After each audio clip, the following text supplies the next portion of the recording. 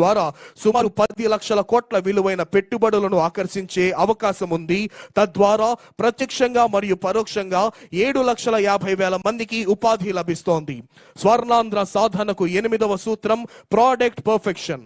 నాణ్యమైన ఉత్పత్తులు, branding, horticulture, aquaculture, సుగంధ ద్రవ్యాల ఉత్పత్తికి ప్రత్యేక హబ్బులను ఏర్పాటు. ఇందులో భాగంగా మన ముందుకు వస్తోంది ఉద్యాన శాఖ శకటం థీమ్ ప్రోడక్ట్ పర్ఫెక్షన్. ఉద్యాన రంగంలో అధునాతన సాంకేతిక పరిజ్ఞానం, సూక్ష్మ సేద్యంలో ఆటోమేషన్ తో post harvest infrastructure, deep tech సాంకేతికను జోడించడం, GAP సర్టిఫికేషన్, ట్రాన్సిబిలిటీ వంటి అత్యున్నత పరిజ్ఞానాన్ని రైతులకు అందించి మన రాష్ట్రంలో పండించే ఉద్యాన పంటలను ప్రోడక్ట్ పర్ఫెక్షన్ కాన్సెప్ట్ తో ప్రపంచ స్థాయిలో రాష్ట్రాన్ని పోటీదారిగా నిలిపేందుకు గౌరవ ముఖ్యమంత్రి గారి ఆలోచనలకు అనుగుణంగా ఉద్యాన శాఖ తన ప్రగతి రథాన్ని ముందుకు నడుపుతోంది. స్వర్ణాంధ్ర సాధనకు 9వ సూత్రం స్వర్ణాంధ్ర.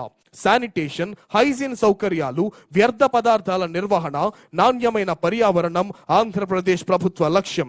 ఆంధ్రప్రదేశ్ ప్రభుత్వం రాష్ట్ర వ్యాప్తంగా పారిశుద్ధ్యాన్ని మెరుగుపరచడం ద్వారా జీవన నాణ్యతను మెరుగుపరచడానికి అంకితం చేయబడింది. స్వచ్ఛ భారత్ మిషన్ క్రింద రాష్ట్రం పట్టణ మరియు గ్రామీణ ప్రాంతాలలో మరుగుదొడ్లను నిర్మించడానికి పెద్ద ఎత్తున చొరవను చేపట్టింది.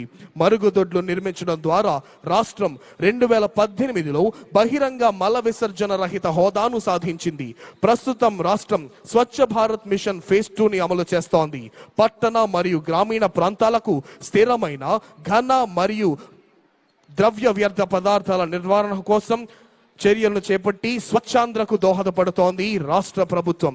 స్వచ్ఛాంధ్ర సాధనకు 10వ సూత్రం డీప్ టెక్ ఇంటిగ్రేషన్. వ్యవసాయం, ఆరోగ్య సంరక్షణ, పాలనలో విప్లవాత్మక మార్పులు తీసుకురావడానికి ఆర్టిఫిషియల్ ఇంటెలిజెన్స్, డేటా సేవలు, క్వాంటమ్ కంప్యూటింగ్ కోసం టెక్ హబ్లను ఏర్పాటు చేస్తోంది రాష్ట్ర ప్రభుత్వం.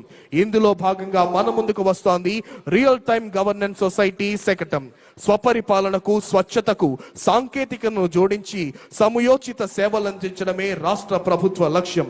తెలుగు రాష్ట్రాల ప్రభుత్వ పాలనా రంగంలో సాంకేతిక అవసరాన్ని ఏనాడో ఊహించి పాలనా సంస్కరణతో ప్రభుత్వ యంత్రాంగాన్ని పాలనను కొత్త పుంతలు తొక్కించి దేశానికి మార్గదర్శకంగా నిలిచిన మాన్యులు, విజనరీ ముఖ్యమంత్రి వర్యులు గౌరవనీయులు శ్రీ నారా చంద్రబాబు నాయుడు గారు ప్రజా సమస్యల పరిష్కారానికి సాంకేతికత యొక్క చేయూతను అందించి పాలనను ప్రజలకు మరింత చేరువ చేయాలనే గొప్ప సదుద్దేశంతో ముఖ్యమంత్రి శ్రీ నారా చంద్రబాబు నాయుడు గారి ఆలోచనల నుండి ఆవిష్కృతమైన సాంకేతిక అద్భుతమే రియల్ టైమ్ గవర్నెన్స్ సొసైటీ.